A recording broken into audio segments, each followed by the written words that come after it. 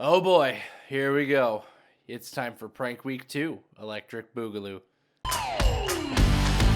I'm the man, I got the plan. When it hits the fan, do all I can, do all I can.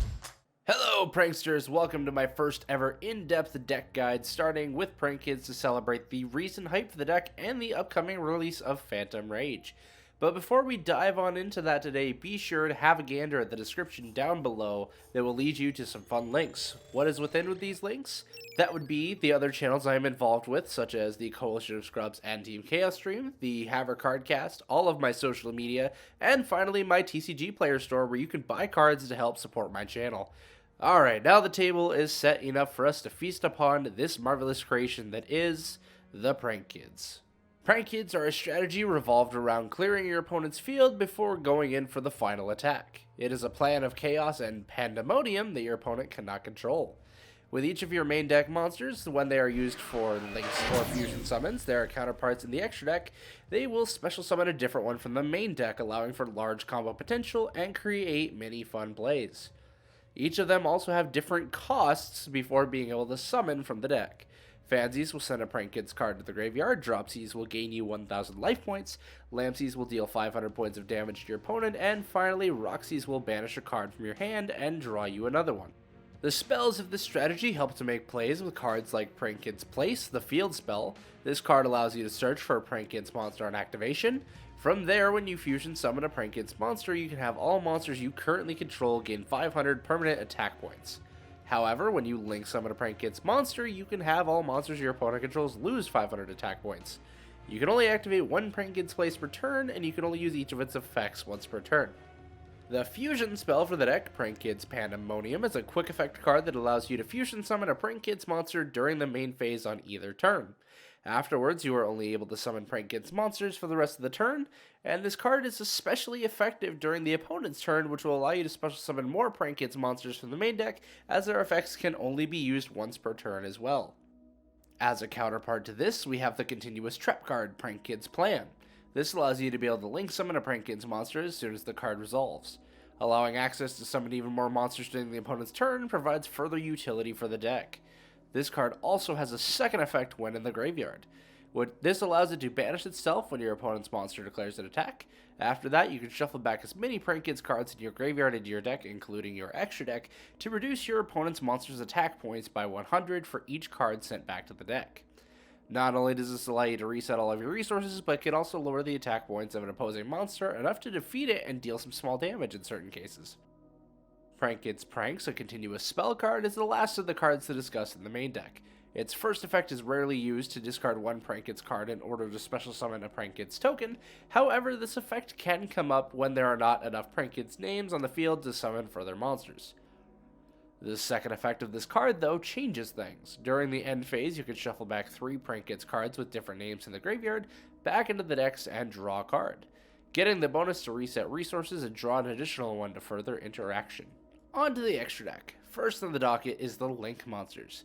Prank Kids Meow Meow being introduced in Phantom Rage is the key this deck needed to unlock the door to being a powerhouse of a strategy. Being the only Link 1 for the strategy and only Rock monster for the extra deck allows it to be used as the play starter for the deck.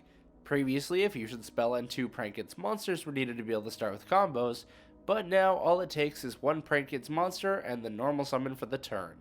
Its effect is useful too, being able to banish itself from the graveyard as a substitute for the tributing cost of an effect for a Prank Kids monster during the opponent's turn. For example, Prank Kids Bow Wow Bark, a Link 2 monster, who contribute itself during the opponent's turn to add back 2 Prank Kids cards with different names from your graveyard to your hand.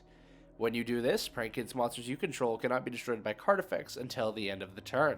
Prank Kids Dodo Doodle Doo, also a Link 2 monster, accomplishes the same task of adding back resources to the hand, but only during your turn with no protection bonuses. On the other hand, when Dodo is Link summoned, it can add a Prank Kids spell or trap from your deck to your hand. And finally for the Link monsters is Prank Kids Rip Roarin' Roaster, the Link 4 monster that contributes itself as a quick effect to destroy all spells and traps your opponent controls, effectively acting as a quick effect Harpy's Feather Duster. Now onto the fusion monsters.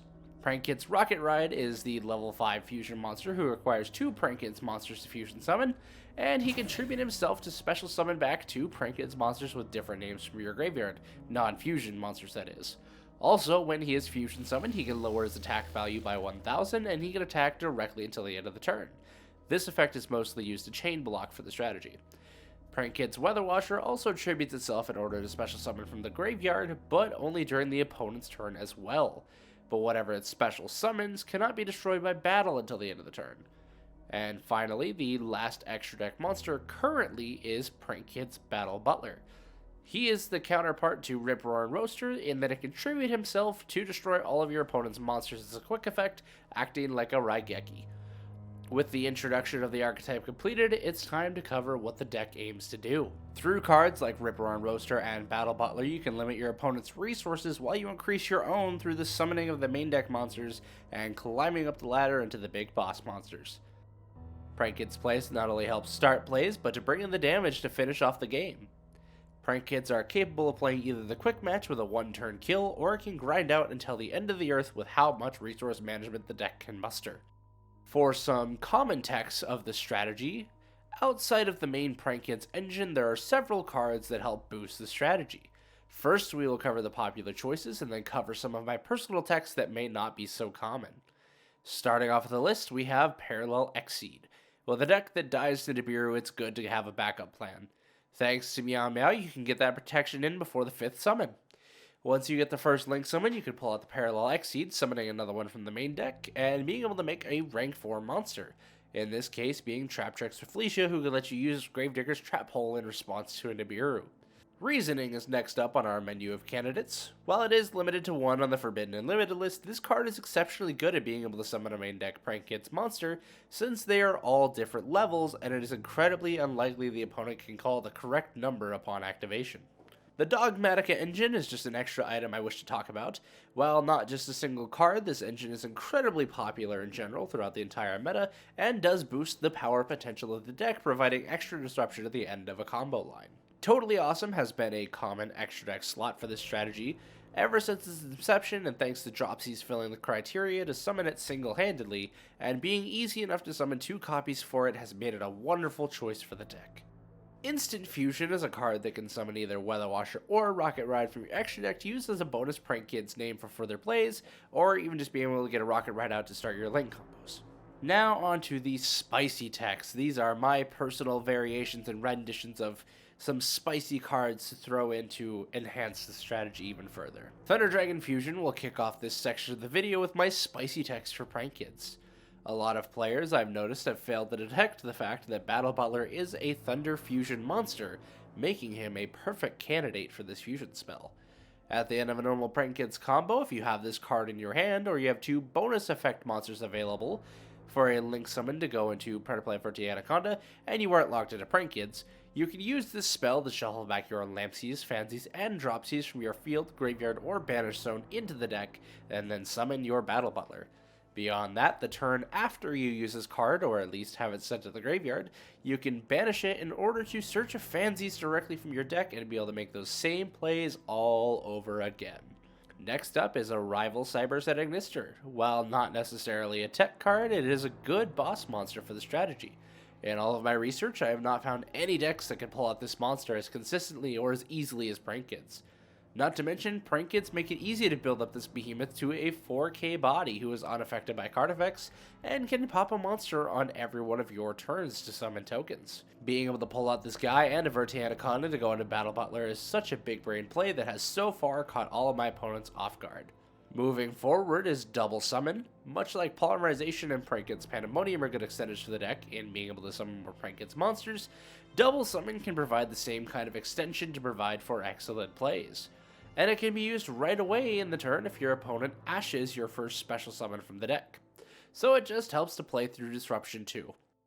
Adamancipator Signs can be used to summon back Roxy's or Meow Meow to further plays, and Miracle Rupture can be used to dump Roxy's into the graveyard for Rocket Ride or Dodo plays if need be. In general, the entire Fossil engine can actually prove to be valuable extenders for this deck and fun ways to help get rid of your opponent's graveyard and get monsters for yourself. Okay, those were fun to look at, but now it's probably time to get serious and check out the optimal hand trap choices for this deck. Ash Blossom and Joyous Spring is our first up on the list, and I mean, this one should honestly go without saying. Really, any of the Ghost Girls are a good choice, especially Ghost Ogre, Effect Veiler, even though she's technically not a Ghost Girl, Ghost Mortar and Moonlit Chill, and Ghost Belle the Haunted Mansion in certain matchups. Impermanence can perform alright, but when you have to worry about situations in which you draw it off of Roxy's or Pranks, there is the concern that you might not be able to use it right away when you need to, especially if you draw it during the end phase or during your opponent's turn with cards already on your field. Nibiru is another good option, even if you have a board full of Prank Kids monsters, because your goal is to empty your opponent's field anyways. As long as you have a Prank Kids monster and enough resources in the extra deck or the means to do so, you are set to continue your grind game or just outright OTK the following turn. Pankratops has been exceptionally good this format, so why not consider running it in Prank Kids? It is a direct way to deal with a lot of problems cards in this format without requiring any normal summons or any other issues other than being one more summon to a Nibiru. I would recommend against using Artifact Lancia, as the deck does now need to banish a fair amount, or at least enough for certain plays to function, but it could be a decent option to run in the side deck as long as you know what matchups you're playing against. In terms of other good hand trap and disruption options, it's just best to pay attention to the format. While cards such as Forbidden Droplets and Triple Tactics Talons are popular, they aren't that great of a fit for Prank Kids all the time. Now for changing things up and moving to the last section of this video. Matchups against the meta. Starting off is Infernobolites. Yeah, going second against these guys is really rough, and the only real chance it can have going first is disruption of the synchro combos before the deck has a chance to finish its plays. With Dragon Link, it can be another rough game with the sheer amount of negates and extra deck locks it puts out that greatly affect Prank Kids. Truth be told, this deck still has some troubles against tier 1 decks in most cases. There are some definite moments that this deck can survive and have a chance to even win with the right player running it. Most of its tier 2 matchups can run on a fairly level playing field, and this deck would probably be sitting in that category should it have more representation. This is where you guys come in. Please take the information I am presenting you here, find other perspectives and other techs, and make this deck a top contender. I'm waiting to see someone break this deck. I've already found a way to make calamities in this deck as well as other strategies to mix it with, like Adamancipator, Marincess, Salamangreat, and a few others that can help boost the deck, but it hasn't found its maximum potential yet.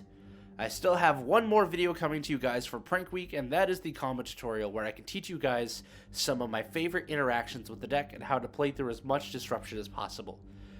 So be sure to stay tuned for that, and if you guys just like my content in general, be sure to check out everything in the description and hit that like and subscribe button for future content. I appreciate all of the support you guys have given me so far, so let's keep that going. Thank you, pranksters. Remember to have fun and make your move. Peace out.